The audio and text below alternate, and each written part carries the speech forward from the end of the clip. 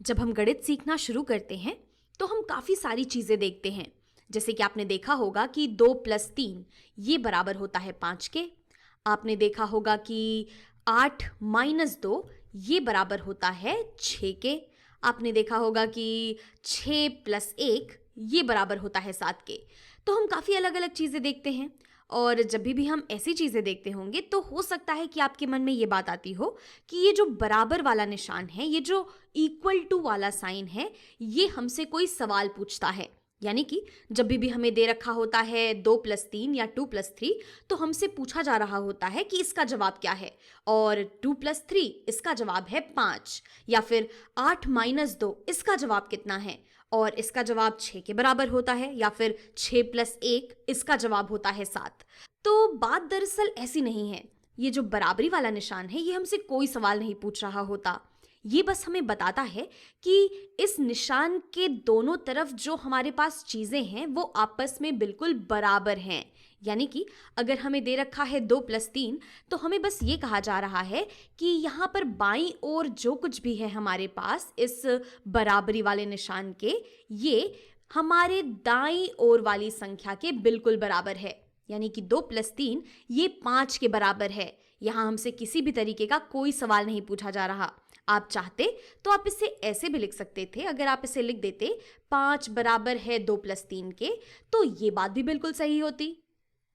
इसके अलावा ज़रूरी नहीं है कि हम इसे ऐसे ही लिखें। अगर हम लिख देते कि 2 + 3 ये बराबर है 3 + 2 के, तो ये बात भी बिल्कुल ठीक होती। यहाँ पे बस हमें यही बताया जा रहा है, ये जो बराबरी वाला निशान है, ये हमसे यही कह रहा है कि जो कुछ भी हमारे पास बाईं ओर है, ठीक उतनी ही संख्या वो हमारे पास दाईं ओर भी है।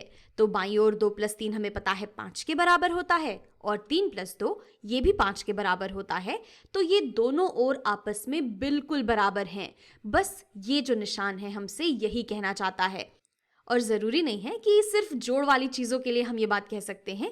ये बात हम दरअसल किसी भी चीज़ के लिए कह सकते हैं। जैसे कि अगर हमारे पास है 6 + 1, मैं यही वाला रंग इस्तेमाल कर लेती हूँ। अगर मेरे पास है 6 + 1, तो हम कह सकते थे कि 6 + 1 ये दरअसल बराबर होता है 8 - 1 के। और ऐसा कैसे? 6 + 1 हमें पता है ये 7 के बराबर हो जाएगा, और 8 - 1 ये भी 7 के बराबर होता है। यानी कि हमें दोनों ओर साथ ही तो मिल रहा है, इसीलिए ये दोनों बातें आपस में बिल्कुल बराबर हैं। तो ये जो बराबरी वाला निशान है, ये हमसे कोई सवाल नहीं पूछता। ना ही हमसे कहता है कि चलो इन संख्याओं को घटाओ या इन्हें जोड़ो और फिर बताओ कि तुम्हें कितना मिलता है। ये हमसे बस इतना कहता है कि जो कुछ भी इसके बाईं ओर रखा हुआ है, ठीक उतनी ही चीज़ इसके दाईं ओर रखी हुई है। तो अब ये सारी बातें ध्यान में रखते हुए चलिए कुछ चीज़ें लिखते हैं हम लोग।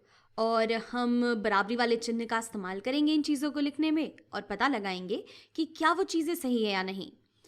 तो पहले अगर मैं लिखूं, मैं यहाँ पर पढ़ूंगी नहीं इसे, नहीं तो आपको पता चल जाएगा कि ये सही है कि नहीं।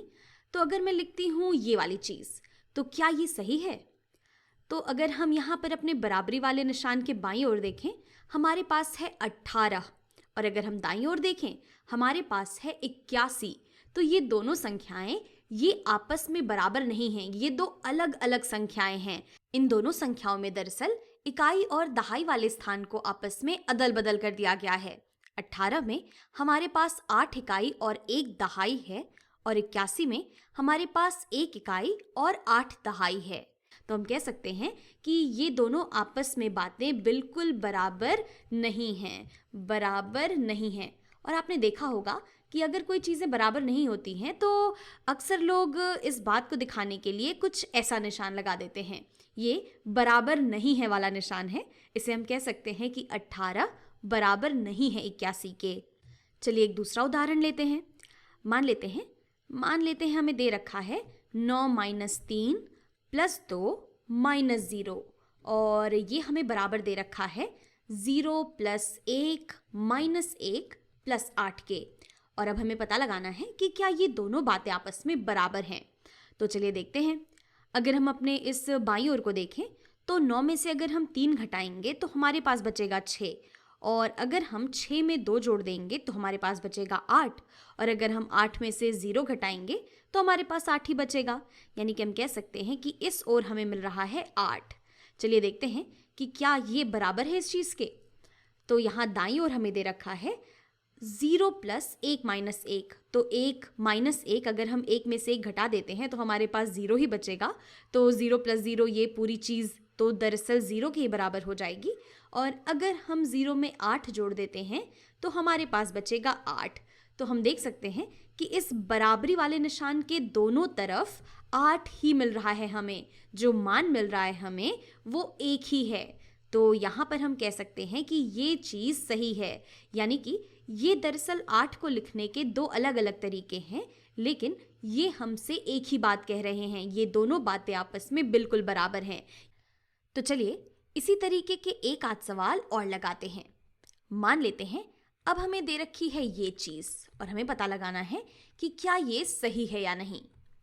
तो यहाँ पर अगर हम अपने बराबरी वाले निशान के बाईं ओर देखें, हमारे पास है 10 और दाईं ओर हमारे पास है 1 प्लस 0। तो एक बार के लिए ऐसा लग सकता है कि क्योंकि 1 और 0 अगल बगल रखे हैं ये 10 होने चाहिए, लेकिन गणित में हम ऐसे नहीं जोड़ते हैं चीज़ों को। अगर हम 1 और 0 जोड़ते हैं तो हमारे पास बचता है 1। तो यहाँ दाईं ओर दरअसल में हमारे पास है 1 और बाईं ओर हमारे पास है 10। तो यहाँ दरअसल हमसे कहा जा रहा है कि 10 बराबर है 1 के, और ये तो हम जानते हैं कि 10 और 1 ये आपस में बराबर नहीं होते हैं। तो हम कह सकते हैं कि 10 बराबर नहीं है 1 के, यानी ये दोनों बातें आपस में बराबर नहीं हैं। चलिए एक आखिरी सवाल लगाते हैं। मान लेते हैं हमें दे रखा है 7 प्लस 1 और ये हमें बराबर दे रखा है 3 प्लस 4 के।